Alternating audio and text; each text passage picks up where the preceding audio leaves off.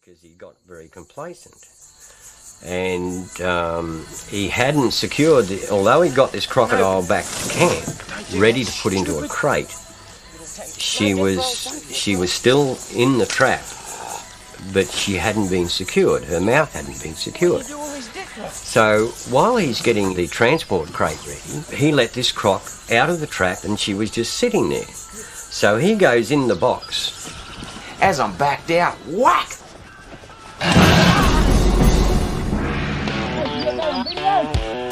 She put a series of real beaut holes in my feet all the way to the bone. Thanks a lot. I had to ring my dad up. Steve was down that muddy creek on unsecured cabby ground. 9-foot cookie in the crate, jaws free, no rope around. That fucking idiot wriggled in like he was half a croc himself. Boot to the head, crunch. She locked that ankle like a vice from hell. Shook him once, spat him out. He scrambled back in the shed.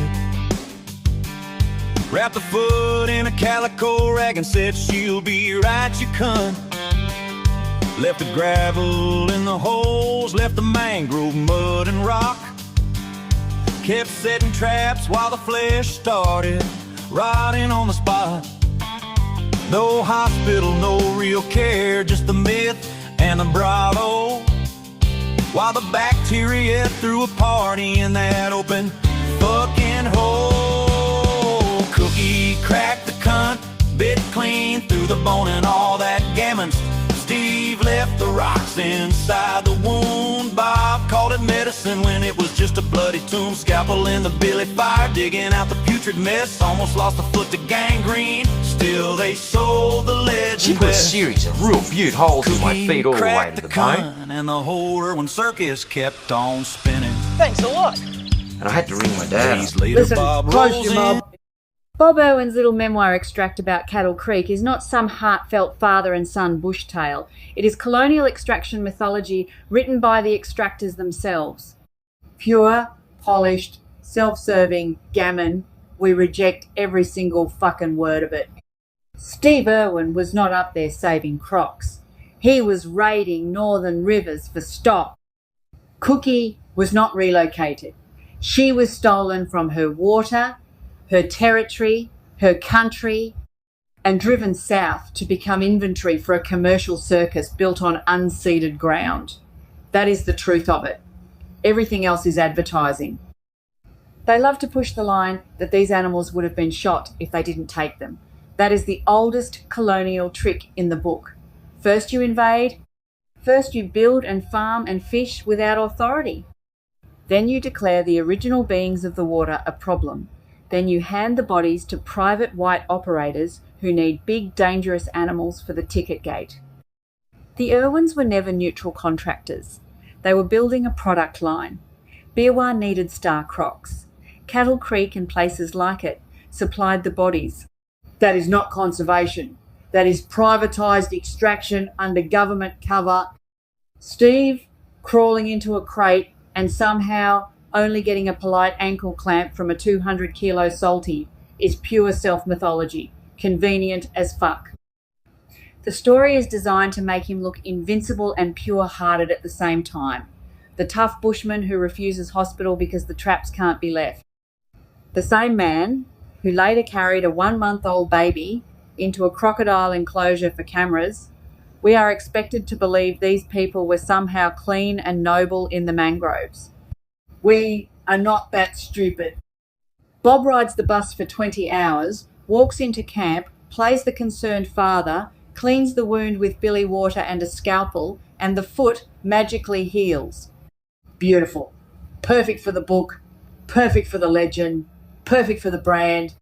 Bob positions himself as the practical, old-school father who still knows how to do bush surgery. Steve is the fearless son who won't leave the work. Together they form the founding myth of the park. It is all product, it is all sales, it is all designed to make the extraction look like destiny. These men were not protectors of country. They were operators in a colonial wildlife industry that turns living beings into spectacle and profit. Northern rivers lose their apex regulators. Southern tourists get a show. The family gets the money and the myth. The memoir gets written so the extractors get to look like the heroes. That is the machine. Yeah. Fuck the myth. Fuck the legend. This one's for Cookie. Steve in the mud on cobby ground, 9-foot cookie, jaws unbound, wriggled in the crate like a fucking clown. Boot to the head, she shut him down. Crunch on the ankle, shook the bitch, spat him out in the mangrove shit. Wrapped that foot in a calico rag, left the rocks in, let the rock get bad. No hospital, just bravado and lies. Bacteria feast while the flesh dies. Cookie cracked the cunt. Cookie cracked the cunt. Bit clean through the bone, left the gammon done. Steve left the rocks in the wound. Bob played doctor in a bloody tomb. Cookie cracked the cunt. Cookie cracked the cunt.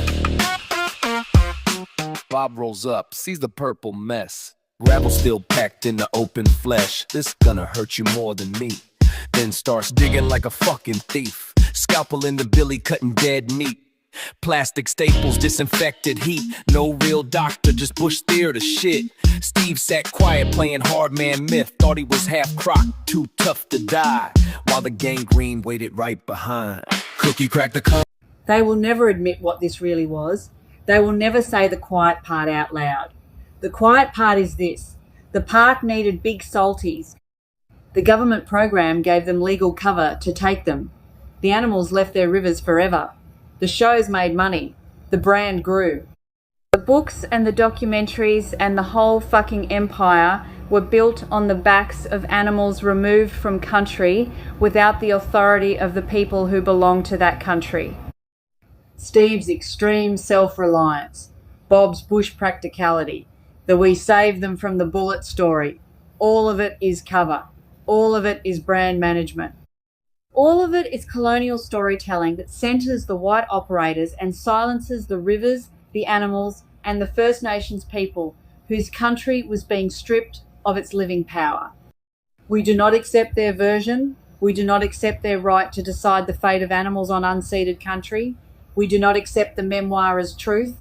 We do not accept the legend as history.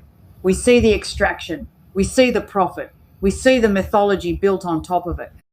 Cookie was not a rescue. She was stock. Every other animal that went south was stock. The park was a commercial circus. The stories were advertising. The men who told those stories were selling a product while calling it conservation. Country knows the difference.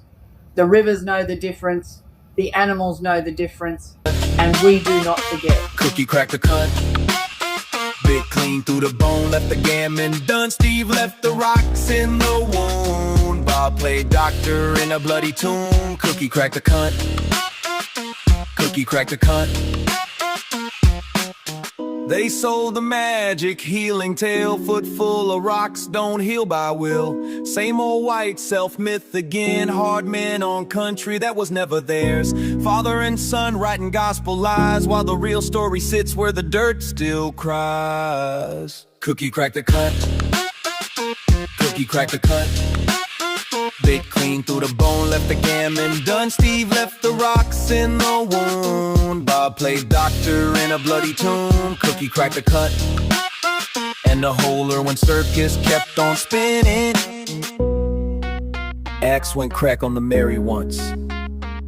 This time the Croc did the talking. Fuck the myth. Hit 'em up.